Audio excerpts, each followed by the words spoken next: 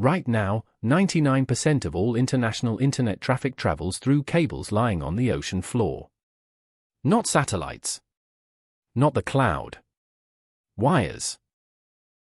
When you stream a video, send a message, or load a web page, your data takes a physical journey through an empire most people never see. The internet feels weightless, instant, magical. But behind that illusion lies 500,000 miles of submarine cable, millions of servers, and gigawatts of electricity. This hidden infrastructure spans every continent except Antarctica. It hums in industrial parks, snakes across ocean trenches, and hides inside windowless buildings near you. It began in 1858, when the first transatlantic telegraph cable connected Ireland to Newfoundland. Queen Victoria's very first message reportedly took 16 full hours to transmit successfully.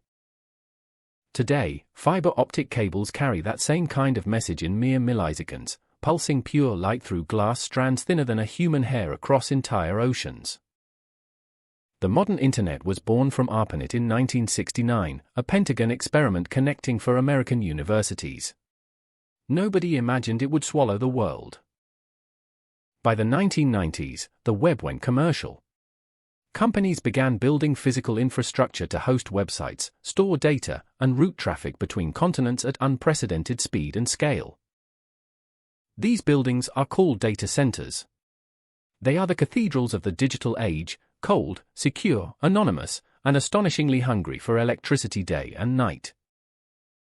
A single hyperscale data center can occupy more land than 100 football fields and consume as much power as a small city. The world now has over 10,000 of these facilities, and the number is growing every single month as artificial intelligence demands more compute. Let's start with the cables. There are roughly 550 active submarine cables crossing the world's oceans right now, totaling over 1.4 million kilometers. These cables are surprisingly fragile. Each one is about as thick as a garden hose, yet they carry the entirety of global communication between continents. Sharks have been filmed biting them. Fishing trawlers snag them. Earthquakes snap them in two. On average, a cable gets damaged somewhere on Earth every 3 days. When a major cable breaks, specialized repair ships steam toward the location, sometimes for weeks. A grappling hook drags the seabed until they catch the broken end. The ship hauls the cable to the surface, splices it back together by hand, and lowers it back into the abyss. The whole repair can take a month. Just 60 repair ships exist worldwide. Most are older than the cables themselves. If one major hub fails, entire countries can lose internet access overnight. Tonga learned this the hard way in 2022, when an underwater volcano severed its single cable, cutting the island nation off from the world for 5 weeks. Now consider who actually owns this infrastructure. Until recently, telecom companies built it. Today, Google, Meta, Microsoft, and Amazon own or lease over half of all bandwidth. Google alone has invested in more than 30 submarine cables. Meta's 2 Africa cable wraps an entire continent, stretching 45,000 kilometers around the African coast. These tech giants have become quiet sovereigns of the sea. They route their own traffic, set their own routes, and decide which regions get connectivity first. Once the data reaches land, it hits a landing station, then races toward a data center. These buildings have no windows, no signs, and no welcome mat. Inside, endless aisles of servers blink in the cold. The temperature stays around 18 degrees Celsius. The noise of fans is constant, deafening, and inhuman. A single rack holds dozens of servers. A single data center holds thousands of racks. A hyperscaler operates hundreds of data centers globally, all interconnected.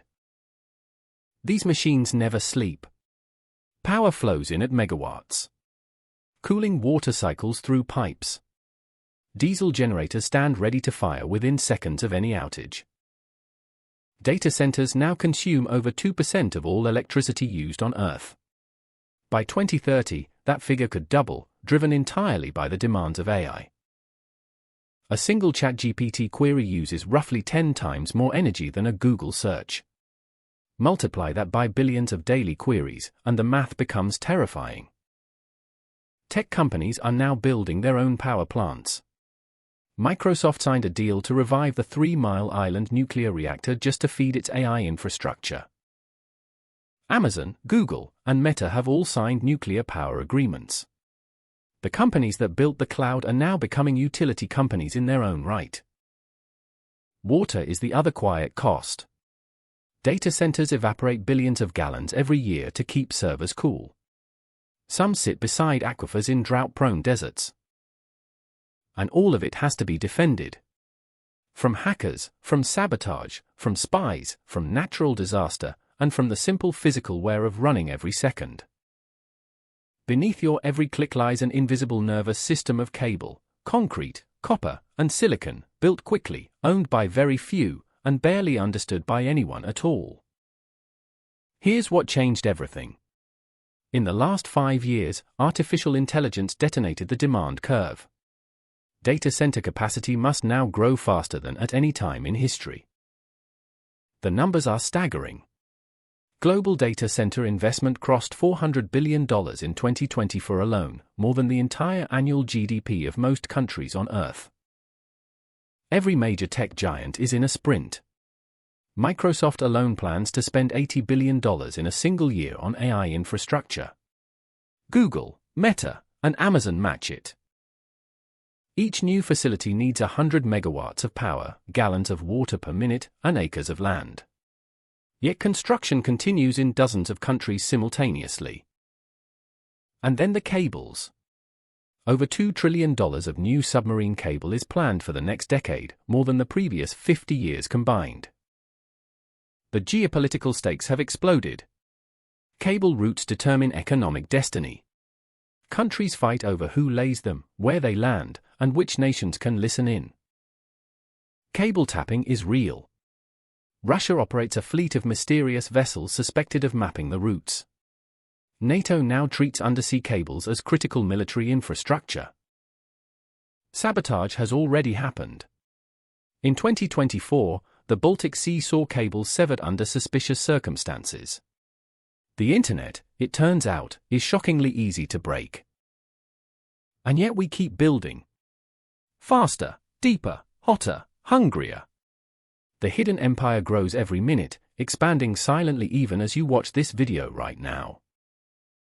The internet is not weightless. It is not in the clouds. It is a planet-spanning machine of cables, concrete, water, and electricity, all moving in coordinated silence.